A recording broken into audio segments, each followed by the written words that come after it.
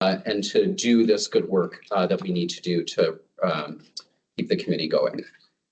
Let's go to slide 4, which is the agenda. So we have a lot to go through this afternoon. We were going to start with an overview of the meeting schedule and cadence for the rest of the calendar year based on the feedback that we received from all of you in our January meeting. So we're going to go through that. And then most of the meeting today will be focused on reviewing, discussing, and then voting on the applicants for the community and expert representative positions that are becoming open at the end of the month. So I'm going to spend some time talking about the process that we went through, what got us here today, and then we will have an executive session, which I'll talk about later on, a discussion, and then a public vote. And we will hear from some of the top rank applicants as well. So all that very soon. And you have quorum, and you just. Excellent. If you want to stop. Great. Let's officially open the meeting with a call to order. Thanks for joining. So we'll go back to the first order of business, which is to ask for a motion to approve the minutes from the January meeting. Motion to approve. Second from Chief Verone and Dr. McAdoo. Great. Recording. Thank you. Okay. So let's go to slide 5. Yeah. Oh, all approve? Aye. Any abstentions? Nays? 0. Thank you. Thanks, Anna. Okay, so let's go to slide 5. So you recall that at our last meeting, we brainstormed and we got feedback from all of you on what information, logistics, details will be helpful for you as we work up to the recommendations for the allocations for fiscal year 2026, which is going to happen in August. So myself and the UHH staff took that feedback and we've developed a schedule that I think is responsive to many, not all, but most of your requests. So we just wanted to walk this through and I'm happy to answer any questions. Go to the next slide, Mary Emma. So we have decided to stick with the current schedule, which is meeting on the 4th Wednesday of each month from 1 to 3 here in this building. We do believe that 7 meetings per year is probably sufficient to get through the committee's business. So that is the schedule that we're proposing today. We had our January meeting, today's March, and then the bulk of the work of this committee is going to happen in May, June, July, and August. And I know that conflicts with the summer, but it just has to be that way for reasons that I'm happy to describe in more detail. Basically, we need to vote on the recommendations the latest at the end of August so that those recommendations go into a report that is then sent to the Secretary of EOHHS for approval and then onward to the governor's office and the legislature for incorporation into the budget. So that is really the deadline that we're working back from, is to have that vote happen at that meeting at the 4th Wednesday of August. And that's the latest that can possibly happen. So working back from that, what we'd like to propose is as follows. The May meeting will be a really important meeting. We will hear feedback from the Governor's Overdose Task Force on their priorities and recommendations to us for the next fiscal year. A survey has gone out to Overdose Task Force members, and we are soliciting that feedback. And Kathy will be synthesizing all of that information in April and then presenting that information to you as a committee at the May meeting. So that is really exciting. I look forward to that meeting every year. Also, we heard feedback that we would like more discussion of the approaches to sustainability of these fundings, right? They do have a sort of a decay function, if you will, over 18 years. And so we want to be thinking about sustainability. I've identified 2 national experts in this space who I've invited to come and speak to you as the committee and who have accepted that offer and who will focus on that discussion, what other states are doing around sustainability. And they will also provide us with a national landscape and help us benchmark in terms of what Rhode Island is doing compared to other states, where we've done well and where maybe we could do better.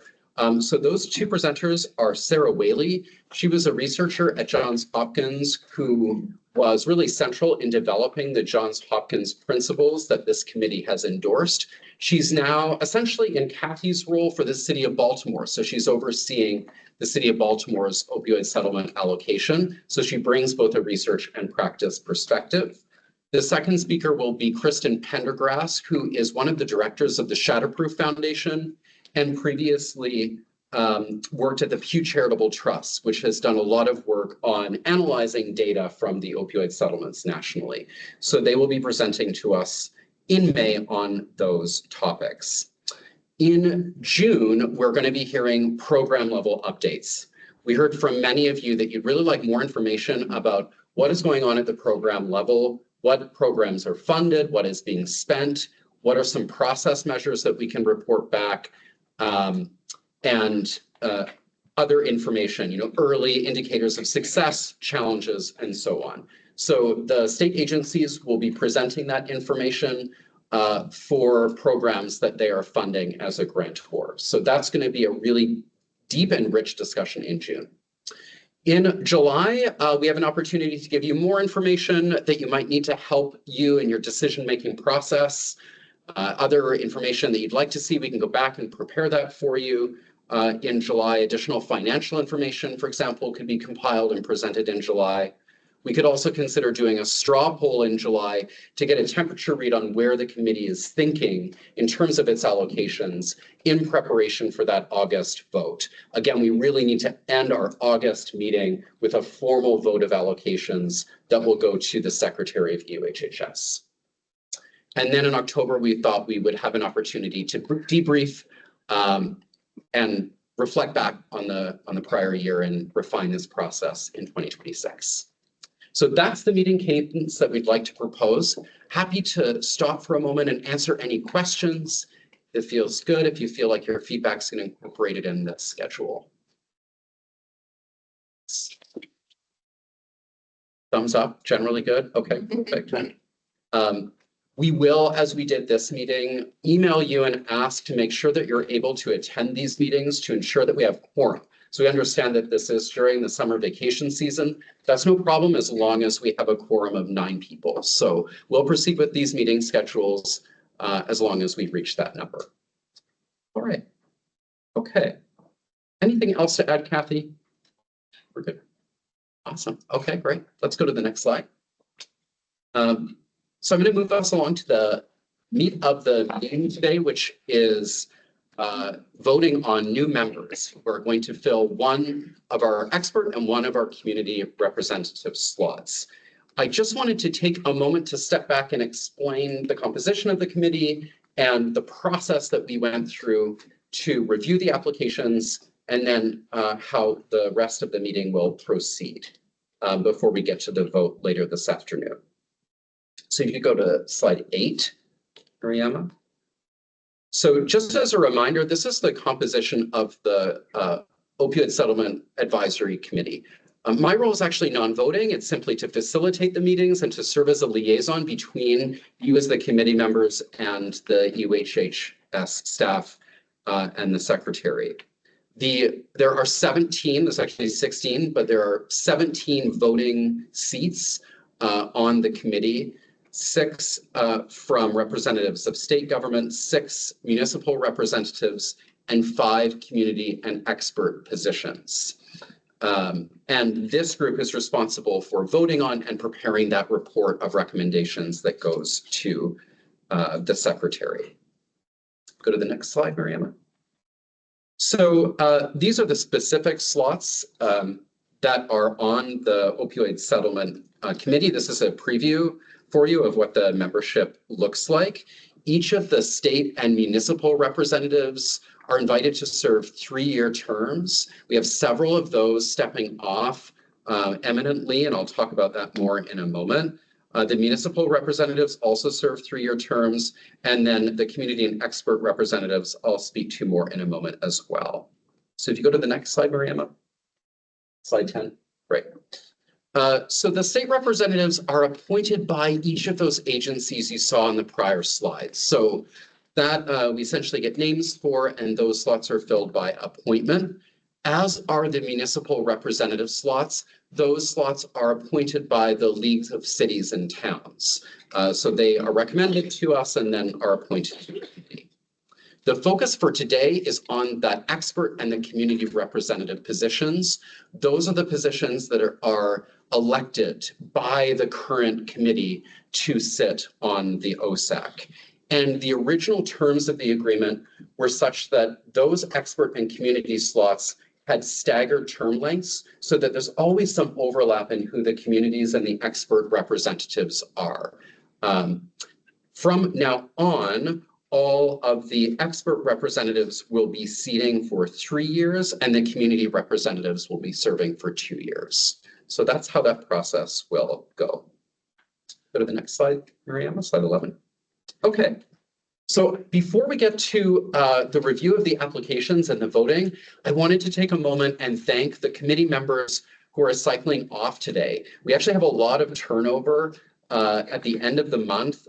This is technically, I think, your last meeting, Angie, and Justin is coming as well.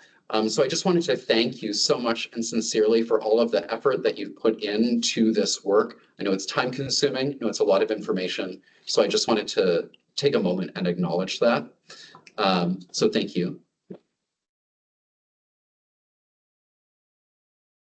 guess Dr. Burke we can thank when he arrives.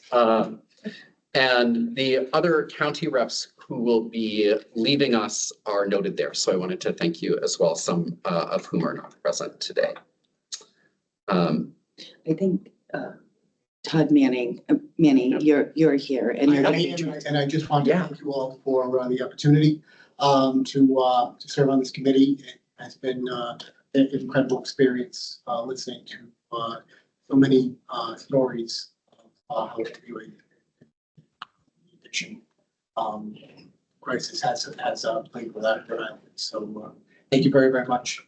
And I've always said that public health is very much emergency management, and the crisis, it's very much the public health crisis. So, okay. Thanks so much.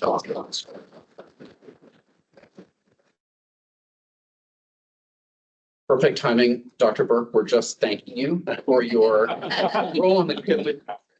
It is your last meeting. I hope that's not a surprise, but I wanted to thank you for all of your contributions. Is there anything you'd like to say? Thank you for all your work and for getting to be a part of the experience. I appreciate everyone's dedication and compassion to this. It's been a pleasure to serve. Thank you.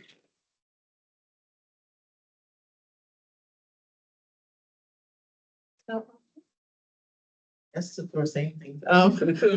Thank you. It's been a really honor to join and really listen to all of the work that's being done. Really proud of this committee's efforts on sector equity as part of this work as well too. And looking to staying engaged from afar, looking at the work and the impact of these investments in those areas. So thank you.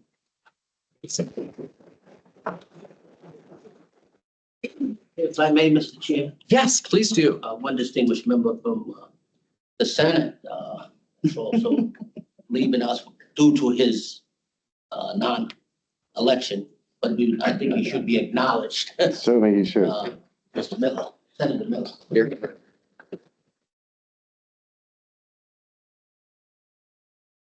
Thank you so much. Thank you. So we will announce the names of the people who will be appointed to fill those county representative slots at the May meeting. And then the rest of the meeting today will focus on the review of the applications for the community and expert reps. So let's dive again. Okay. So this is the process that we undertook this year to receive, review, and then eventually vote on these positions. This was based on feedback we received from the committee and from input from EOHHS staff. We developed an application, which I do have, if anyone would like to see it, that was released on February 11th. It was circulated widely to the overdose task force and to its various work groups. We also asked the committee members to circulate this application as well. The deadline for submitting applications was February 21st. And then the OSAC committee members reviewed all of the applications very thoroughly and independently. I wanted to highlight that all of this review process occurred independently, and committee members were also asked to identify any conflicts of interest as they were reviewed that may have arisen as they were reviewing these applications. We then received the rankings. I'll talk more about that in a moment from the committee members, and that was compiled by Tamara. So thank you for doing this work, Tamara.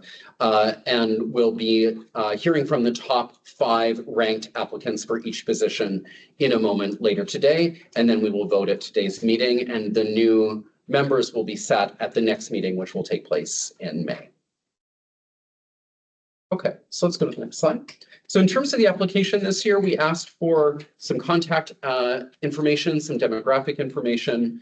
Applicants were also asked about their professional and or lived experience as it relates to the overdose crisis, and also any other qualifications that they would like to share with the committee.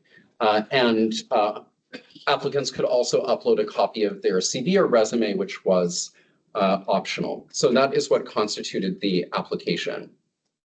If you go to the next slide, Mariama. We were fortunate to receive 19 applications from the community for each of these slots. The individuals who applied to the community or the expert representative positions are listed here in alphabetical order by the first name. And there was one thing I wanted to note here that I forgot to do. Yes, I just wanted to clarify the difference between these 2 buckets as we're hearing from these applicants today. Community members do not need to meet any specific criteria, but they should seek to ensure diversity of all kinds with respect to the composition of the Opioid Settlement Advisory Committee, and should have either professional and or lived experience as related to the overdose crisis. Expert members are to be drawn from fields that include but are not limited to public health, pharmacology, epidemiology, emergency medicine, behavioral health, and recovery. These can include people with lived experience in addressing overdose prevention. So I just wanted to highlight that the experts do not necessarily need to be, say, people with MDs or PhDs, right? I wanted to read that definition so that we're all on the same page with what constitutes an expert in terms of the terms of the settlement agreement. Okay, go to the next slide, Mariama.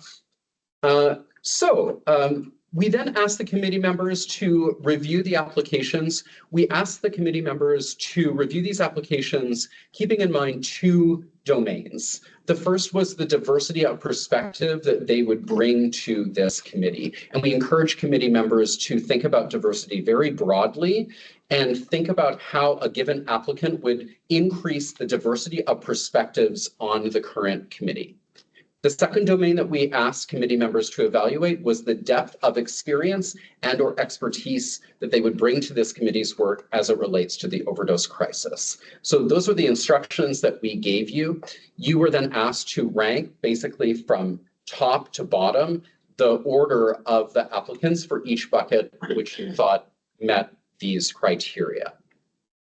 All right, I'm going to now go to the results. So just out of respect of the applicants, we decided not to share publicly the ranking. We do have that information and can share that in executive session with the committee members if you would like to see it. What we have done here on the slide is identified the top 5 people from each of the positions who we then asked to introduce themselves later today. So those folks in the square box were the ones that were ranked by this committee as being highest, i.e. being, meeting those domains that were mentioned earlier. If you go to the next slide. We did the same for the expert positions. These were the individuals who ranked the highest according to your review. We will hear from 4 of them today. Unfortunately, after Dr. Kara Zimmerman applied, we found out she had a standing conflict with the 4th Wednesday of each month. So she had to withdraw her nomination, which is really a shame. But we all agreed, that clearly she was highly ranked and could certainly apply again next year when hopefully that conflict is resolved. So we've removed her name from consideration this afternoon. So we'll be hearing from the 4 top members. Okay, so we're going to move now to introductions from our top applicants in each group. I should say that we are going to move into public comment before an executive session where any of the other applicants are welcome to present to the committee as any member of the public. So we will get to that in a moment, but we wanted to start with introductions from the community members. So we have invited each community member to speak for 3 minutes to introduce themselves and to describe their expertise and experience that they would bring to this work. So we're going to ask, starting with the committee of the community representatives to come forward and introduce themselves. Please do keep your remarks to 3 minutes just so we can move through this promptly. I'm also going to ask the committee members to avoid questions if possible, just due to the time, right? This is really more of an opportunity for you to meet the committee members as it is like an interview process. So we feel like if we open it up to questions, we would rapidly run out of time. So we're going to just try to focus on having the applicants introduce themselves and then get to the discussion of the applicants later. That sounds good. Okay. Before we move to the introductions, any other concerns or questions from the committee members?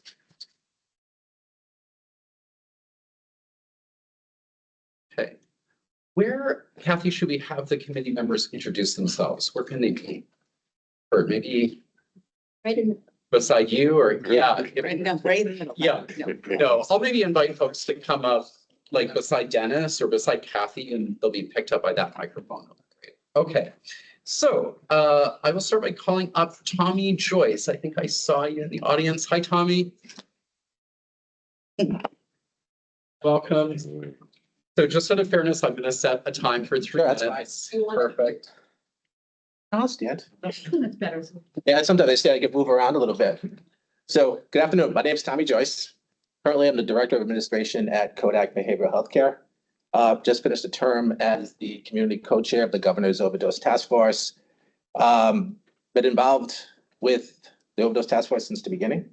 Pretty much dedicated everything I've been doing for the past 12 years or so to trying to, one, reduce the amount of overdose fatalities and help the community. I also am the president of Rhode Island Association of Addiction Professionals. I'm also a licensed chemical dependency professional in the state of Rhode Island. I sit on the licensing board. That all wouldn't be possible if I wasn't a person in long-term recovery. So half of my career was in the clinical field.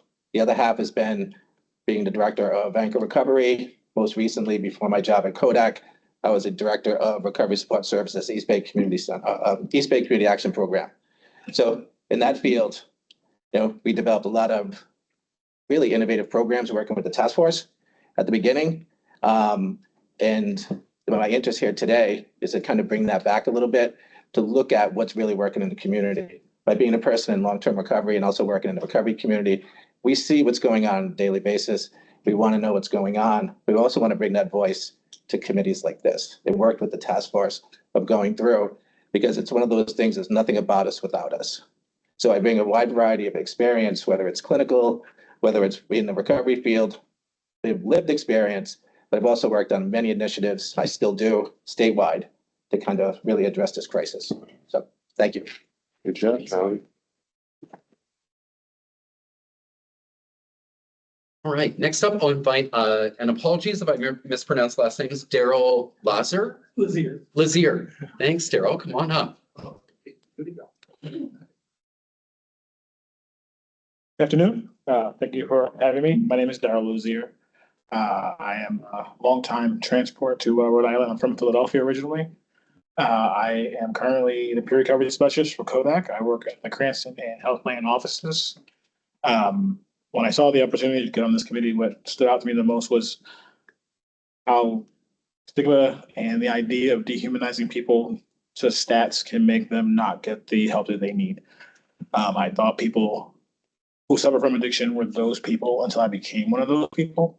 And now I work with those people who don't get help or have a voice. I have been in every institution in Rhode Island, from Butler to Providence Center to every rehab and happy house that was available. And I've seen how sometimes funding has caused people to not receive the help that they need and deserve.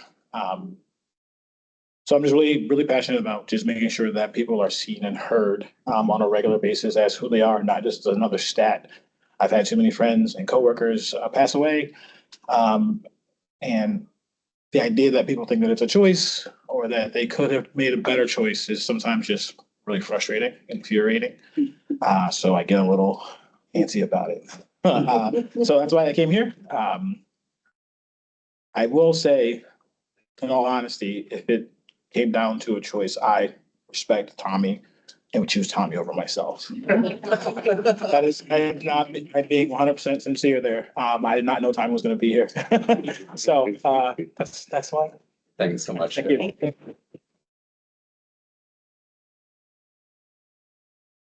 All right, next up, we have Samantha Binyenda. Did I pronounce that right? How do you pronounce it? Benenda, Benenda, thank you. not spelled like it's said at all. Great, this is the I haven't spoken so long. I'm Samantha Benenda. I'm a person in recovery for the last 6 years. Recovery from a bunch of things, but opiates as well. I am on medication-assisted treatment. I started 6 years ago on medication for opiate use disorder. A little bit about my personal side. I grew up in a family who was using substances since I was young. My mom and dad really struggled with stimulants at the time, but the rest of my family, it was like IV heroin use. Once the epidemic started, that's when my whole family started using opiates. At 18, I began to use opiates as well from some trauma. And for 10 years, I used opiates, and eventually towards the end, intravenously and with other drugs as well. And many times I was using alone with my child in the house. So I didn't have those resources that we have now. A little bit about my recovery. So like I said, I am in recovery for the last 6 years. I started on the mobile crisis team for Parent Support Network as an intern. I had my son on medication and was told by the nurses that I should really look into peer recovery. And that's how I got started with it. I worked for 3 years on the mobile crisis team for Parent Support Network, reducing overdoses in Rhode Island and really educating the community statewide on overdoses that are happening. Sorry, I'm so nervous. I also, so the team did shut down in September. So I'm working with families with DCYF at the moment and moms, helping them with, substance use. But I also have tried to expand since then and started recently on a mobile crisis team as well. And then I also help for a hotline called Safe Spot, helping people that are using alone, making sure they're safe, and then calling rescue if they're not. Yeah, so that's a little bit about me. Thank you. Okay.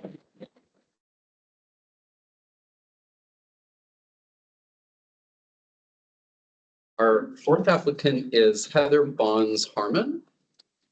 Didn't have a chance to meet you before. There you are. Hi.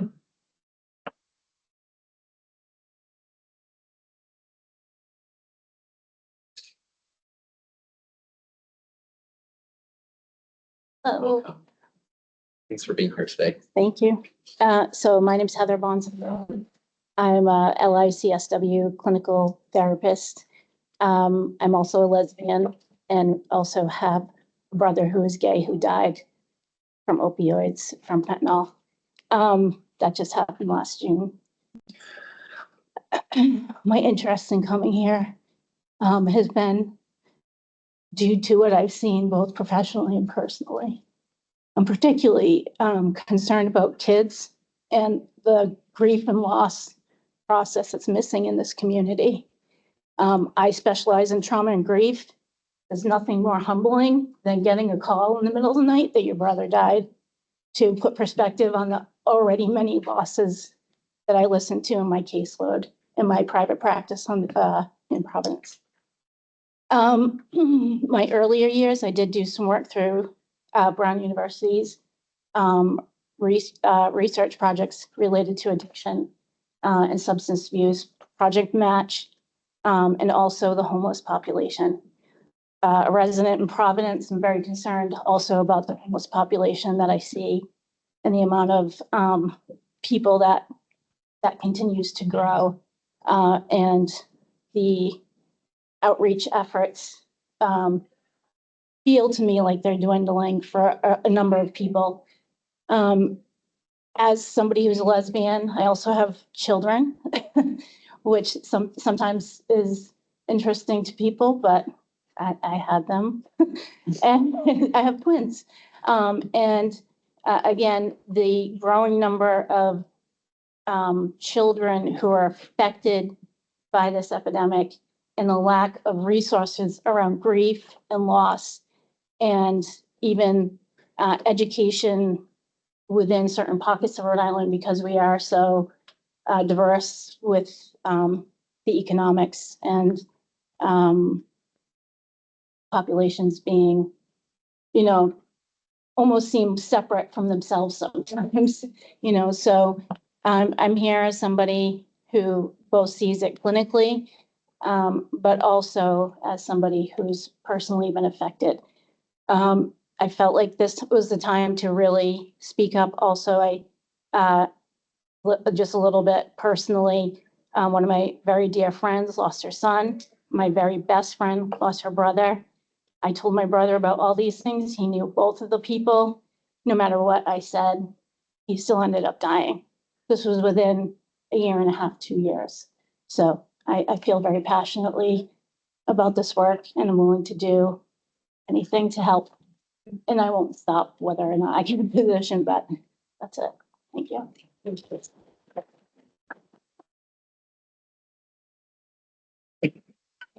Thank you. And last but certainly not least, we've got Amy Hopt. There you are. Welcome. Thanks for spending time with us today. Thanks for having me. Actually, good afternoon, everyone. My name is Amy Hoff. I am actually overwhelmingly honored to be here, to be considered for a seat on this committee. So overwhelmed that I'm more anxious than I've ever been. Even after speaking to 600 high school students a couple of years ago on a whim. That was my first public speaking event. But thank you again for having me. We should also take a picture because we match. I made some notes just in case. I don't want to leave anything out. See a lot of familiar faces. I'm comforted by colleagues, friends, people I've directly collaborated with. Yes, here I go. 17 years ago this morning, I actually woke up in an emergency room in the state of Rhode Island after my last attempt to take my life, after being in active addiction for several years. I had polysubstance use disorder and a diagnosed mental illness that I was self-medicating to treat. For some reason, after being labeled a chronic relapser, on that day, I decided to commit to a life of recovery, and I'm humbly grateful to have sustained that recovery for 17 years. I have loved ones, immediate family members, close friends, and colleagues that have very recently struggled with opioid use disorder, struggled finding treatment, accessing resources, or, finding the care and the funds that they need to be able to recover, like someone like myself was able to do. I have over a decade of experience with community outreach, harm reduction, allyship, community service work. I care deeply about prevention. As I just shared, I travel in the state of Rhode Island with David Neal. I'm not sure if anybody is familiar with him, but he does some great work for our United States Attorney's Office in the prevention space, speaking with students as young as 8th grade. And I've also gone with him and other co-facilitators to colleges and universities to talk about harm reduction, overdose prevention and rescue, and to share my lived experience, some of my story. I have a strong background in provider networking, behavioral health, account management, peer support, and recovery coaching. I'm certified in the state of Rhode Island as a peer recovery specialist, dually certified in Massachusetts as an addiction recovery coach, and work for a company called Marigold Health, a tech startup that helps people with any behavioral health challenge or substance use disorder connect with peer specialists and recovery coaches 24/7 using a mobile app. So in addition to my personal experience, I've dedicated my career to peer support, recovery coaching, emergency response. I've done a lot of work in emergency rooms. I worked for Anchor Recovery Community Center for several years. That's where I really got my feet on the ground in community, doing outreach, working in the emergency rooms, and responding to fire stations, which I still currently do part-time with East Bay. Sorry for interrupting me. That's 3 minutes. If you can It believe is, oh, Yeah, okay. yeah, Okay. yeah. Well, thank you very much for your time. It was nice speaking with you, and I look forward to hopefully bringing my perspective and experience to this committee.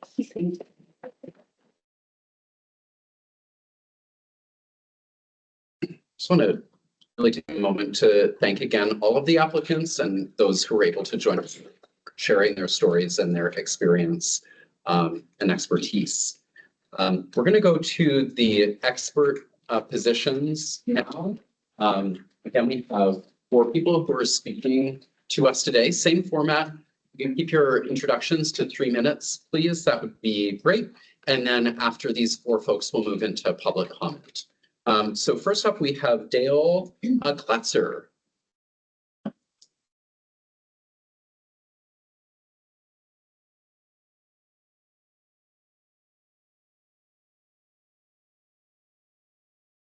Hi, Dale.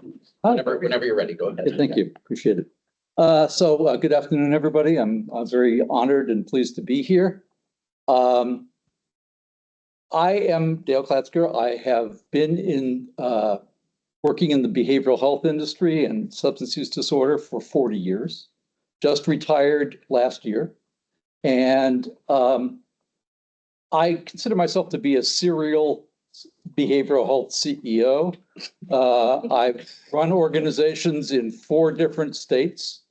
With the last job I had in Pennsylvania, running a large SUD provider. I have the academic background, so I am familiar with the politics, the operations, the academic components, the clinical needs. In 40 years of doing this, you touch pretty much all of that. So I feel like I have a comprehensive background to be able to provide. There are some common themes in my background and that I'd like to share. And then I want to share just 2 quick things that I'm proudest of, but it'll give you a sense of who I am and how I've functioned over the years. In all the places I've been that serial CEO, there has been at least a couple of themes that have run through that. One has been embracing consistently the power of recovery, the reality of recovery. I have often said that treatment is very important, but treatment is ineffective if it isn't supported with recovery supports and community. And I've taken that to heart over many, many years. Some people are nodding their heads because they know me or know my history, and even a few of you have worked for me, I think. But you know, I feel very strongly about that. I feel very, very strongly about the power of people with lived experience. So in every job I've ever had, this is going back to the 80s, I have encouraged, supported, employed people who are in recovery. I have found no more meaningful, powerful message than that. This is a complicated world we're in and a complicated field we're in. These are I'd love to tell you that I think things are going in the right direction, but maybe not. I think we all have to be really careful here. Two quick things that I'm very proud of, but it gives you a sense of who I am and what I've done. I worked here in Rhode Island for 15, 16 years. When I was here, I ran the Providence Center. I was the CEO of the Providence Center. One of the proudest things I've done was at the Providence Center, and that is that I was a co-founder, if you will, or a supporter of the Anchor Recovery Community Centers. I hired Jimmy Gillen as a director of recovery services way back when, and along with many people in this room, we supported and built out a system that I think thrives today, is critical to the system today. And I'm very proud that I had a role in that. I'm very proud that I brought a traditional provider organization and a community that needed that help and support and embraced it and brought those two things together. The other story is the one I've just finished of 5 years of running an organization called Gadenzia, which is one of the largest SUD providers in the country and the largest in the mid-Atlantic, largest in Maryland, Pennsylvania, but also Delaware and DC. So under my leadership there, we had Washington, DC, Baltimore, and Philadelphia. No problems in any of those jurisdictions. Wrap up. Dale, it's been 3 minutes. Yeah. Okay, one last piece then within that. You asked me to talk, I can talk forever, but I took over an agency that had been in business for over 50 years, serving about 15,000 people a year. And that organization was entirely focused on abstinence-based treatment. Believe it or not, that was the case. Abstinence-based therapeutic communities have a role, but they are not the only approach. In the 5 years that I was in Pennsylvania, I took that organization and made it an evidence-based, primary focused, person-centered, culturally sensitive organization. I spoke at NIDA last year around this, and we brought MAT into residential care in Pennsylvania. We had the first mobile OUD van in the state, licensed. So these are some of the things I've done. I think I have things that I can contribute. Great. Thank you. Thanks.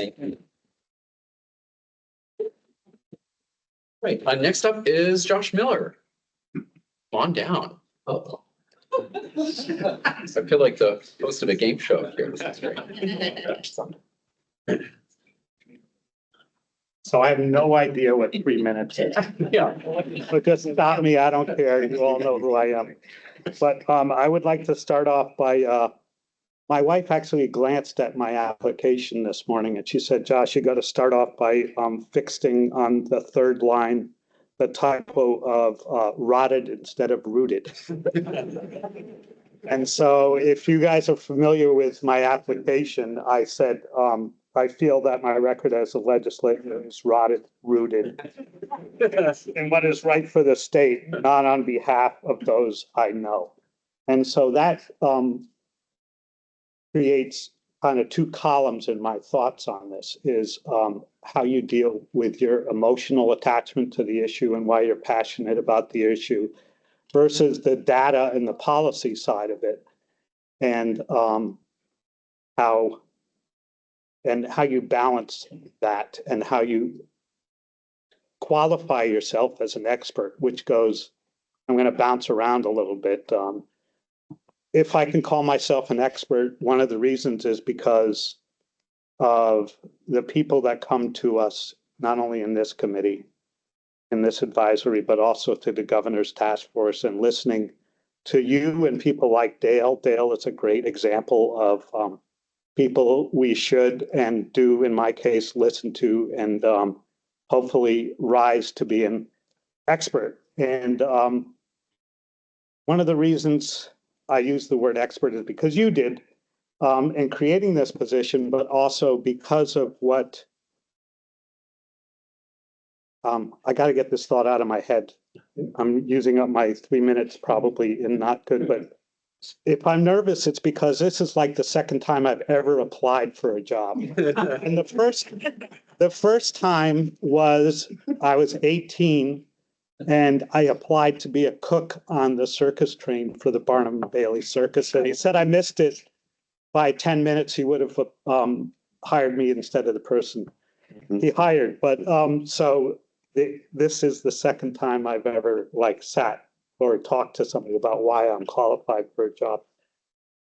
But so those two columns, I have absorbed years as an employer, as a family member, and as somebody who has tried to help people who are in recovery or say they're in recovery when they're not, and try to help them be better, either as an employer or a family member. But I also bring 18 years of legislative experience, so I know how important and the context of doing this work as a legislator, I think is really important. Not only my personal relationship and advocacy on behalf of discharge planning, which required for the first time in the state, I think it was any state, that peer recovery counselors be in place in the emergency room. The Overdose Prevention Center, which has been a passion of mine, by listening to people like the guy next to me in the governor's task force to make that a priority in my life and my legislative life to get that done. Telemedicine, I thought was a real important response during COVID. The 10 essential, and then I go to the things that since the administration has changed it to be a very important priority. Codifying certain components of the ACA, creating a study group that will create hopefully a state-based subsidy for the subsidies in the ACA that are now federally funded. We may have to revert to them being state funded. It's been 3 minutes, Josh. It's been 3 minutes. Yeah. I want to say leaving, and I said this in leaving, I just want to part with, and I was talking to Dale about this, the most important thing I think we have to do if I'm back on this committee is separate the concept of that the concept of opioid funding is to fund supplementally to what is important, rather than to be a budget item in the state budget. I think that's really important to at least have that in our consciousness when we make decisions here. Thank you. Great. Okay.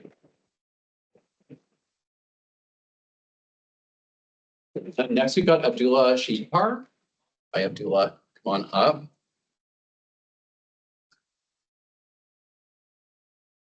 I'm also gonna set a timer for me. Okay. As you know, I have a tendency to yap, so set a timer. So, hello, my name is Abdullah Shihar. I've been humbled to spend 7 years in the state of Rhode Island. I'm originally from Canada. And one thing I've learned is a lot of small towns in Rhode Island. I know so many small towns.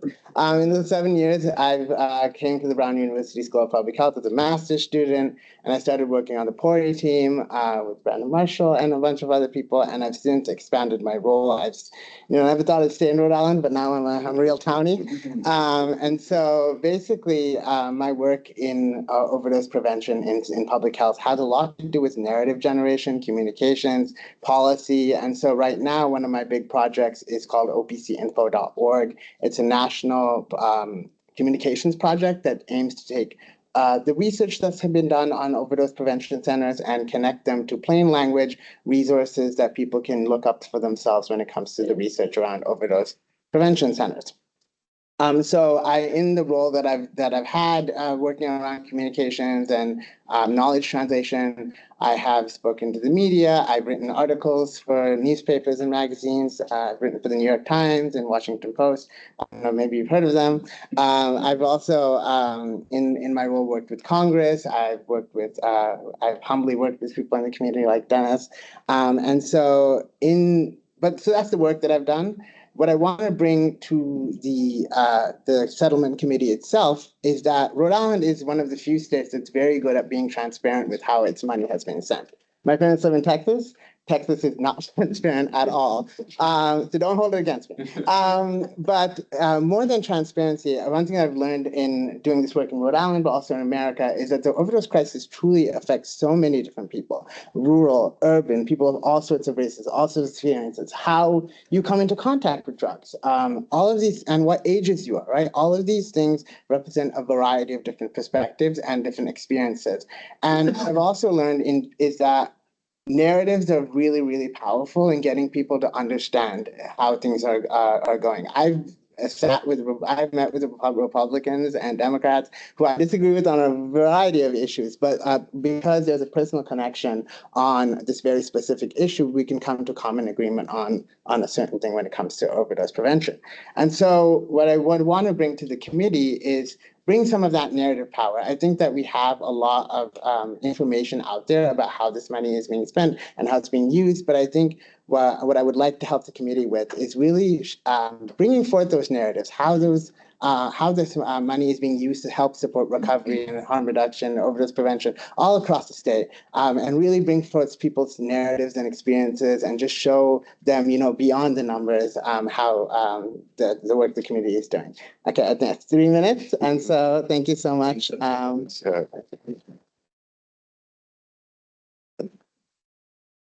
And last we have Katie Henson.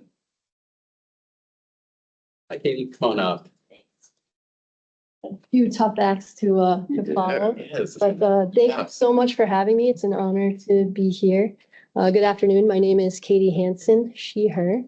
I'm currently the Director of Adult General Outpatient Treatment Services at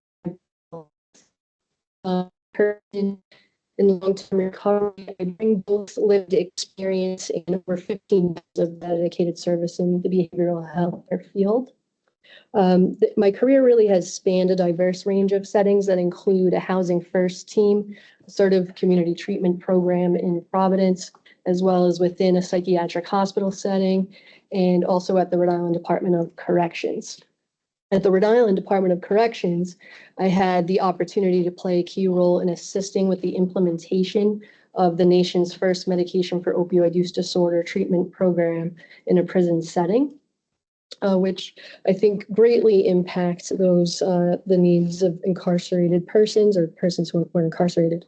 My work at the DOC involved assessing countless clients for opioid use disorder and working closely and collaboratively with medical doctors to ensure that those clients had quick access to life-saving prescription medications prior to their release, which also impacted the post-release overdose rates. Witnessed the devastating impact of the overdose crisis, unfortunately losing a few clients, especially during the pandemic, from fentanyl contaminated substances on a Housing First team. And that, I think, really underscored the urgency of effective intervention.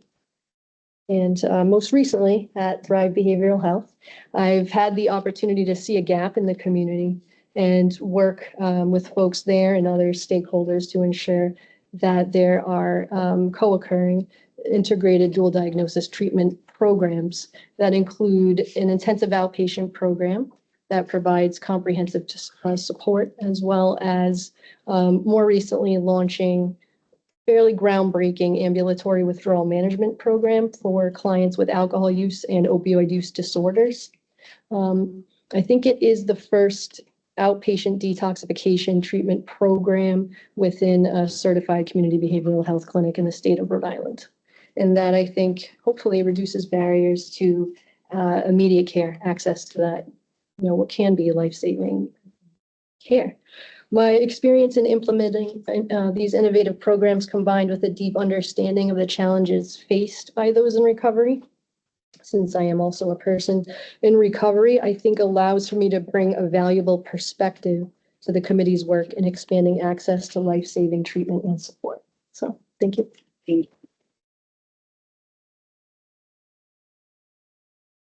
What an incredible breadth and depth of expertise. The committee has its work cut up for it. We are going to go to public comment right now. Yeah, we're moving to public comment right now. No, I applied as an expert. There's only Yeah. folks who are in the top five. You didn't reach it yet? We've gone through, so just to clarify the process, we invited the top 5 applicants that were ranked by the committee to introduce themselves. We'll now move to public comment where anyone as a member of the public can speak. I do want to highlight that the committee can vote on any of the applications that applied. The committee is not restricted to voting to the top 5. We just wanted a way to, help you distill down to eventually what will be your top vote, right? So that is why we moved public comment right now, so that you've got all of the information in front of you before we move to the actual vote. So I'm now going to move us to public comment. Any members of the public can speak. We ask you to keep your remarks to 2 minutes. I'll ask you to wrap up at 3. And I think we have 2. Go ahead. Is that you, Sandy, right? Yes, come on up. Sandy Mellon, I'm Executive Director of iCares, which is Rhode Island's independent community organization. Total respect to all the applicants. I applied last round and it is very humbling to see your name up on a slide and be ranked. So I know what that feels like. I do want to share that with regard to the community candidates, this table is filled with a lot of expertise, a lot of medical, mental health, first responder experience. And what my colleague Stacy Levin often says is, I'm in long-term recovery. Our recovery has an expiration date. I've been in recovery 33 years. I have no idea what it feels like to be an active addiction now with tainted drug supplies and everything else that folks are facing. So as you look at that one community spot that you're filling, I'd strongly encourage you to pick somebody as close to that still. And that it's not so much about the academic pursuits and the licensing, but more about, are they still kind of real time and experiencing it? Because the few meetings that I've attended with OSAC, I do feel like that voice is missing, the person in it, feeding into this. So I just wanted to share that, but total respect to everybody that applied, and what a wonderful thing that these folks would all step up and go through that process. So thank you. Thanks. Other speakers for public comment? Is there anyone online, Mariama? Did you asked to speak earlier? It's the public comment period, so if you'd like to speak now, this is the chance to do so. We won't have another public comment at the end of the meeting, I should say today. I find it. I didn't. I'll say my name. My name is Guido Bonamano. I found my son dead in his apartment 2 days with confident pill. And I got a crash course.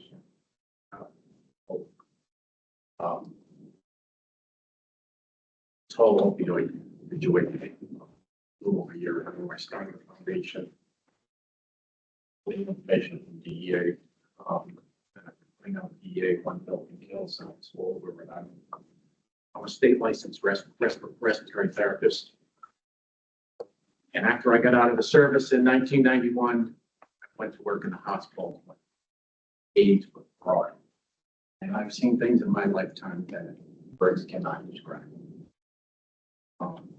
I feel as though family members that lost loved ones are not being represented fairly in this state.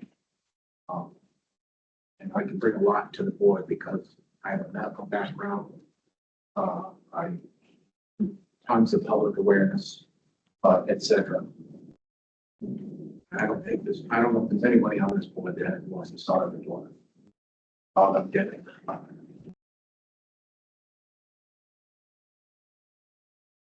I respect you choosing the top 5 based on their experience. I also have 10 years of dealing with addiction. And I think I'm standing here today because I do not want to see another parent go through what I went through for the last year. Sorry. God loves it. And I think it's wonderful that the death have gone down from last year, 2023 to 2024. And I think all of you are trying, you're doing a great job, but I think there's room for improvement. And again, I don't think the family members that have lost loved ones have any say in this at all. Okay, and I respect all of you. You've got decades of dealing with recovery and treatment, et cetera. But I experienced it, okay? And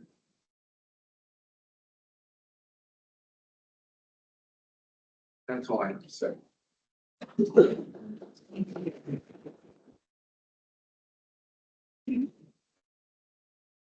Would anyone like to speak as part of public comment? Anyone on the Zoom, Mariana? Great. Okay. Thank you all. We will now go ahead and begin the voting process. So we have prepared ballots for all of you with the names of all of the applicants in each position, which we'll distribute in a moment. This year we did, if you go to the next slide, Mariana.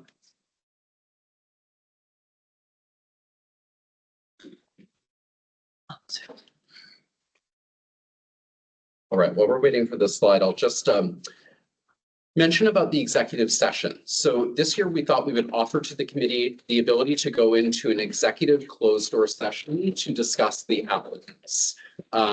This is permitted under state law. I'm going to get my notes here because I have to be very formal about this. My apologies. All right, here we go.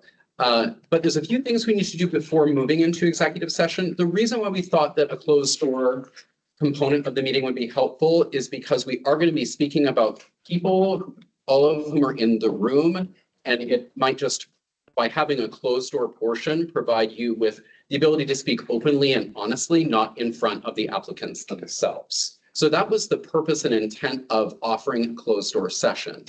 However, I do need to ask any of the applicants if they would like their application to be discussed in public. Then we will do so before we move into an executive session.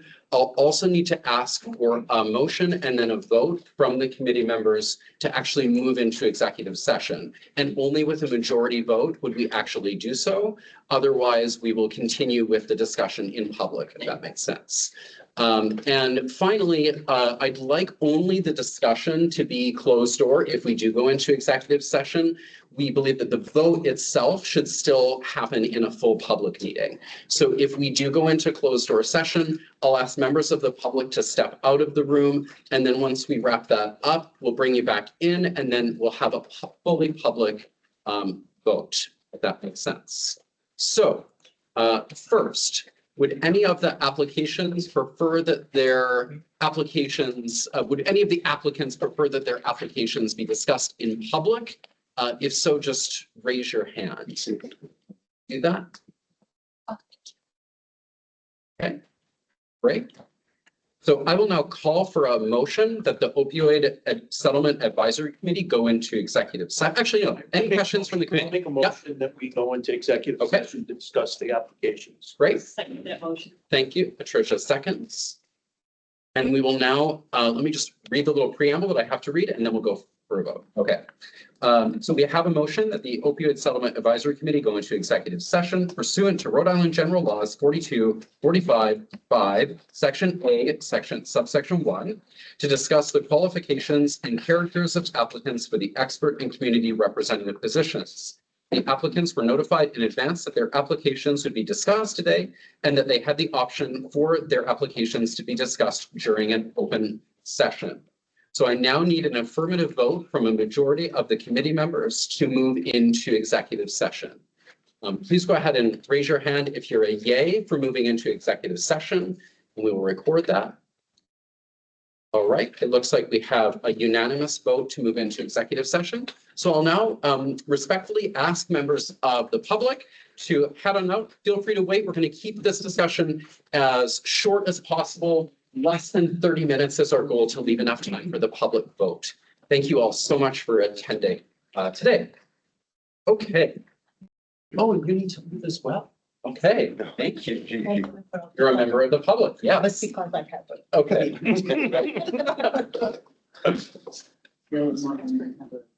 Okay.